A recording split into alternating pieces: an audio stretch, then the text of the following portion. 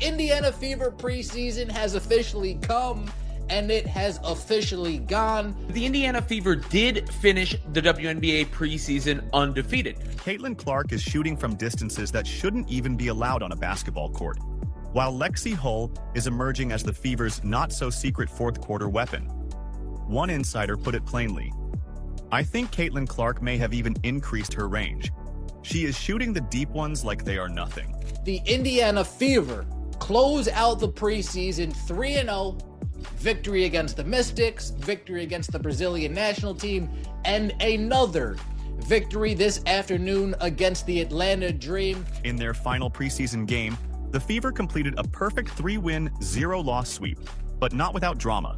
A worrying injury to a key player, and surprising comments from their Atlanta Dream opponents. From stunning performances to unexpected outcomes, here's the full story behind Indiana's perfect preseason finale at Atlanta. If you're excited for the season to start, comment "I've got the Fever" down below. Let's go. When I watch the Fever, even when they're not at their best, one thing I can't help but think is that they're just going to run teams off the floor and destroy them with their firepower. They just have so many players that can beat you and can score. And, Dewana Bonner didn't even start this game. Sophie Cunningham started in her place. Did you know Caitlin Clark almost didn't play in the Fever's final preseason game? Just less than 24 hours before tip-off against the Atlanta Dream, Fever fans were glued to their phones, refreshing social media feeds for updates. The news shocked everyone. Clark had collided with a practice player during the team's final workout, hitting the same leg that was previously strained. They're just doing a drill, and if you're looking what happens here. Caitlin Clark pulls up. Caitlin Clark pulls up immediately.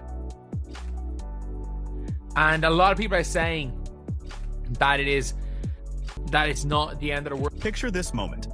The Fever medical staff rushing to evaluate their star rookie while the team's perfect preseason record hung in the balance. 2 wins, 0 losses, and now their star player was sitting on the sideline with an ice pack. Fans started wondering if this was a sign of things to come, if the pressure of professional basketball was already taking its toll. The team's medical staff worked through their assessments while social media exploded with speculation. Would Clark miss her final preseason opportunity? Would this impact her availability for the regular season opener? The questions multiplied with each passing minute. Coach just mentioned you've been limited in practice this week. Just how are you kind of working back from that leg injury? Yeah, I think taking my time. I feel really good, honestly, and excited to get out there and play again tomorrow. Work on things that we need to work on, and yeah, Maria's been great. Our medical staff has been really helpful. But I feel really good, honestly. Then came the announcement that sent waves of relief through the Fever fan base. Clark was cleared to play. She wouldn't just participate, she'd start the game. The injury scare suddenly became a footnote rather than a headline. There's no reason to overdo anything right now. It's been the beginning of the season. Still don't play here for another week, but the last 2 days have been really, really good for myself. You know what started? What caused it to get her? I don't. Probably just a little too much basketball.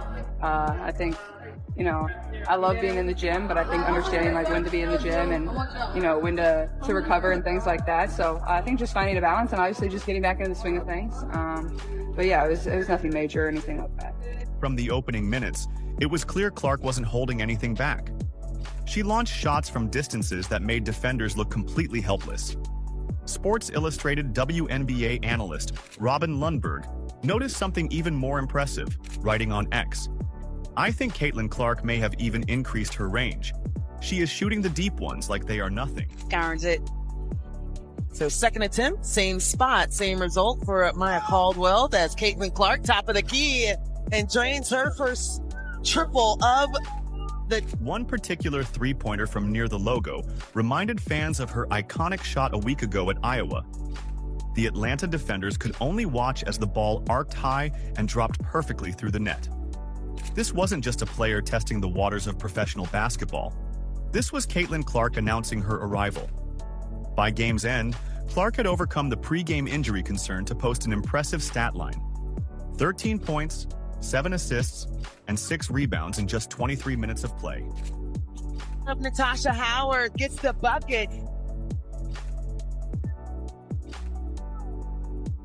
Step back triple. Kelsey Mitchell to the rim.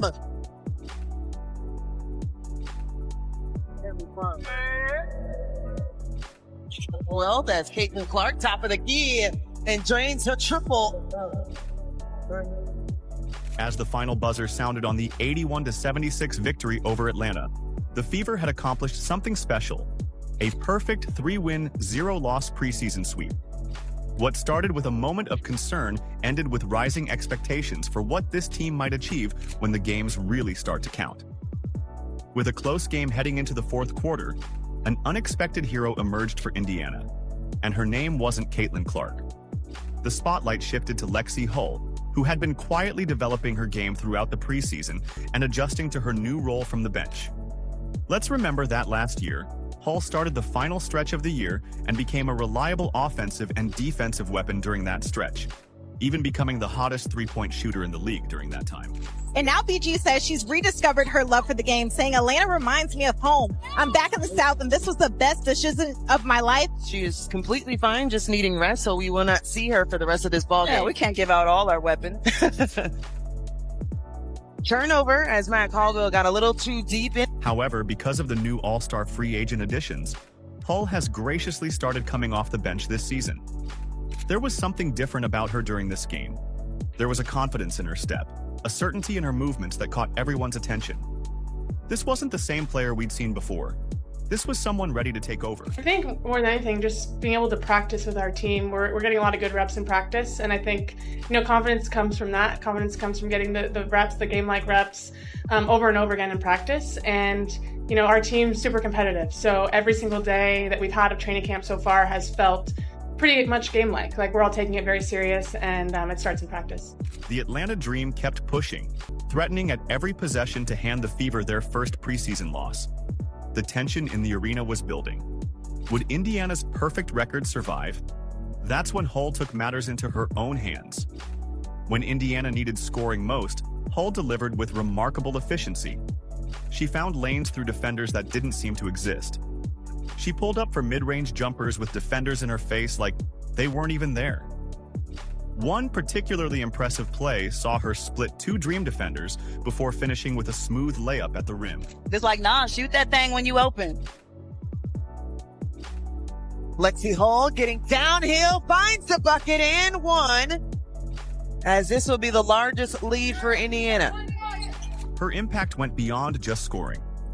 Hull's defensive intensity created havoc for Atlanta's offense, leading to turnovers and fast break opportunities. Her court awareness put teammates in perfect positions for easy buckets. The Dream simply had no answer for Hull's determined play down the stretch. After the game, coach Stephanie White revealed insights about Hull's development that explained everything we had just witnessed. When you accept your role, as Lexie does, you can't allow it to put you in a box, right? White said, highlighting how Hull had embraced her responsibilities while continuing to expand her game. Lexie's playing with such a high level of confidence. You saw that the second half of last season, her starting to grow into that. I think you saw it a lot in Unrivaled as well. It unlocked, I think, a little bit of creativity. I think sometimes when you're a young player in this league, when you accept your role, as Lexie does, you can't allow it to put you in a box, right? Like, your role can change throughout the course of a season. Your role can change throughout the course of career. White pointed to the growth in Hull's creativity and the team's increasing trust in her decision-making. She's done a really good job of putting herself in position for that, the coach added, clearly pleased with Hull's evolution. For her part, Hull credited the competitive practice environment for her fourth quarter heroics. Confidence comes from getting the reps, the game-like reps, over and over again in practice, she explained. Her experience winning a championship in the unrivaled 3-on-3 league had also sharpened her defensive skills and one-on-one play. That it's going to be an exciting season. I think more than anything, we're a deep team, and I think everyone's really bought into trusting the process. This season, it might not start off super pretty, but we know that putting in the work, putting in, trust into the coaching staff, trust in each other, that by the end of the season we'll be exactly where we want to be. So just excited, with the progress we've made even over just 3 games. By the final buzzer, Hull had transformed from role player to game changer, scoring 11 of her 14 points in that crucial fourth quarter to secure the win. The official stats tell the story. Hull's scoring efficiency under pressure helped close out the game when the Fever needed it most. Her performance wasn't just impressive, it potentially changes the entire dynamic of the Fever's rotation heading into the regular season. Lexie does. You can't allow it to put you in a box, right? Like you still, your role can change throughout the course of a season. Your role can change throughout the course of career. So you want to be able to stretch and expand. And I think Lexie's done a really good job of putting herself in position for that. Running actions for her. Allowing her to decision make. Hell, I think in the Washington game we had her playing some point. So it's a tribute to the work that she's put in, the confidence that she's built with her discipline and work ethic in the off season, and you trust her on the floor. You trust her to make the right play and make the right read. With the emergence of Hull as a reliable clutch performer off the bench, the Fever suddenly look much deeper than many expected. In just one game, Hull may have transformed from a key contributor to an exclamation point in Indiana's quest to make noise in the upcoming season. The game wasn't without its tense moments, including one that showed a side of Caitlin Clark fans always pray they don't see. Midway through the second quarter, Clark found herself at the center of attention for something other than her amazing shooting. She picked up a technical foul that revealed just how competitive she really is. Make it 12-3 run, as they are now just down 1 point. Picture this. Clark attempts a bounce pass that gets intercepted by the Dream, leading to a quick fast break layup by Atlanta's Brianna Jones. Clark clearly thought there should have been a foul called on the play. Her frustration boiled over immediately, and she threw the ball against the stanchion of the hoop after Jones scored. The referee didn't hesitate. Technical foul on Clark, her first of the preseason. What happened next speaks volumes about the chemistry already forming on this Fever team. Sophie Cunningham, known for her own fiery competitiveness, quickly stepped in as the voice of reason. As Clark continued arguing with the officials, Cunningham pulled her away from the situation before it could escalate further. She essentially played the role of veteran protector, making sure the star didn't talk herself into a more serious situation with the refs. Cunningham actually stepped on somebody's foot and turned her ankle and had to leave the game. Here's where things get interesting. Later on, after playing peacekeeper for Clark, Cunningham faced her own challenge. In the third quarter, Cunningham went up for a rebound and landed awkwardly on Ryan Howard's foot. The moment she came down, you could see something was wrong. Cunningham fell to the court, then hopped to the Fever's bench clearly in pain. The injury was later identified as a right ankle issue, and she was listed as doubtful to return. Hopefully the Fever are fully healthy going into that game.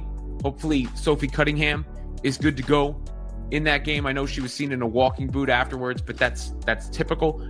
It clearly wasn't a serious injury, but it doesn't mean it's going to be healthy a week from today either. Fever fans held their breath. Would this injury impact the team's regular season plans? Coach Stephanie White provided some relief in her post-game comments, sharing that Cunningham herself said, "I'll be fine." White mentioned that Cunningham was already getting into a cold tub after the game, suggesting the team was taking immediate steps toward recovery. Still, no immediate testing was done on the ankle, leaving some uncertainty heading toward the season opener.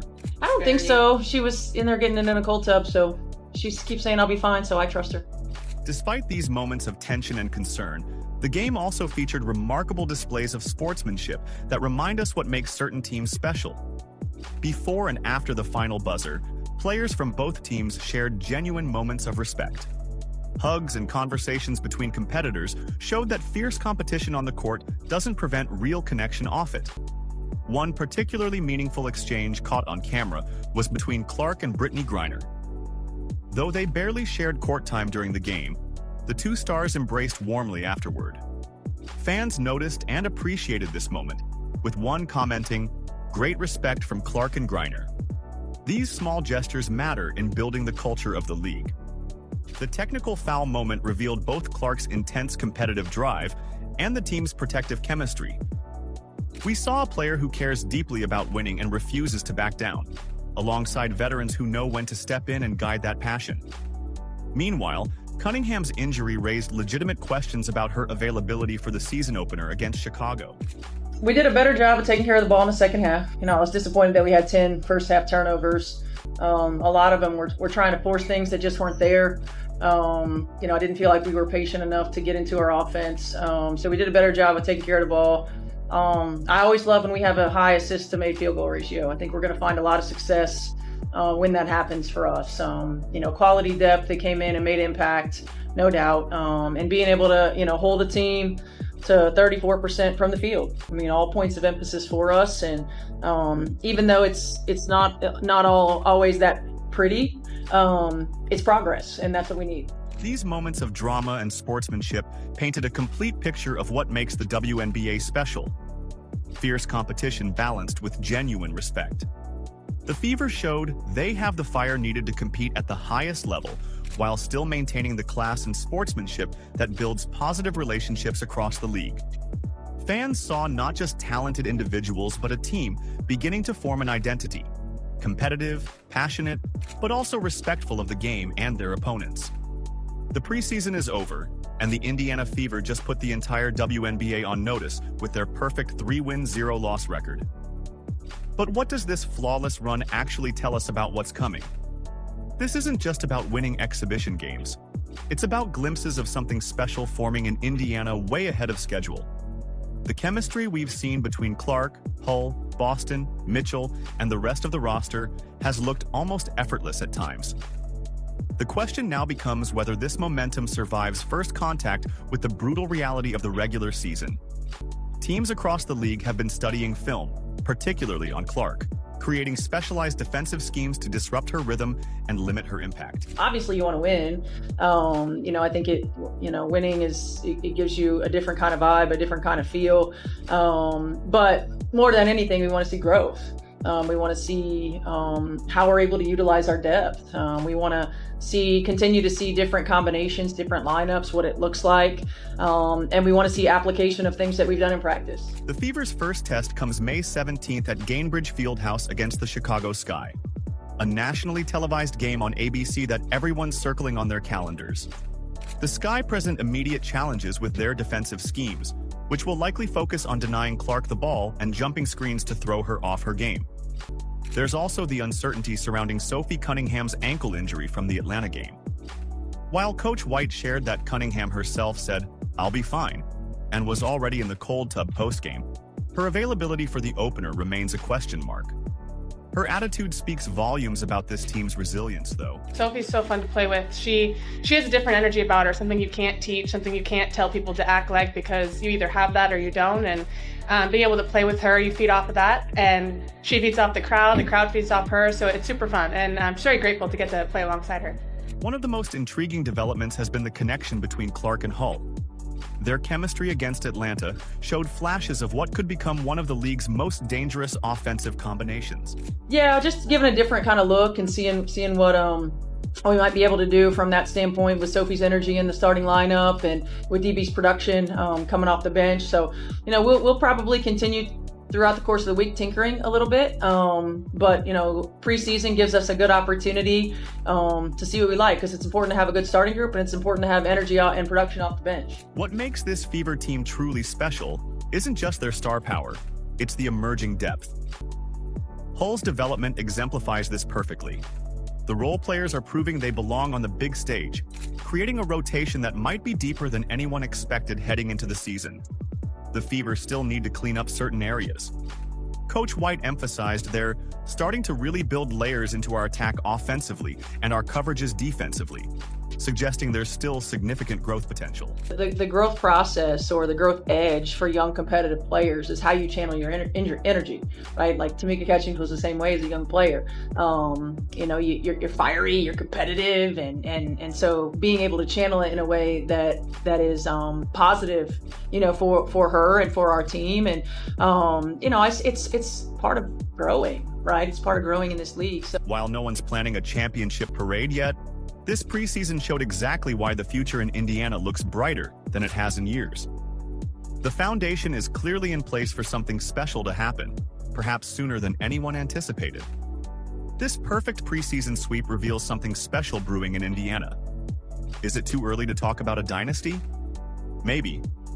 But the pieces are there: the star power of Clark, the emerging confidence of Hull, and chemistry that usually takes years to build. when the Fever face the Chicago Sky on May 17th at Gainbridge Fieldhouse on ABC. They'll carry more than just momentum. They've faced adversity together, injury scares, technical fouls, tough moments, and came through unscathed. The real question isn't whether this Fever team will make noise in 2025. The question is just how loud that noise will be. If you're excited for the season to start, comment, "I've got the Fever" down below. Like, subscribe, and turn on all notifications so you never miss out. Click the video on the screen, and we will see you in the next one.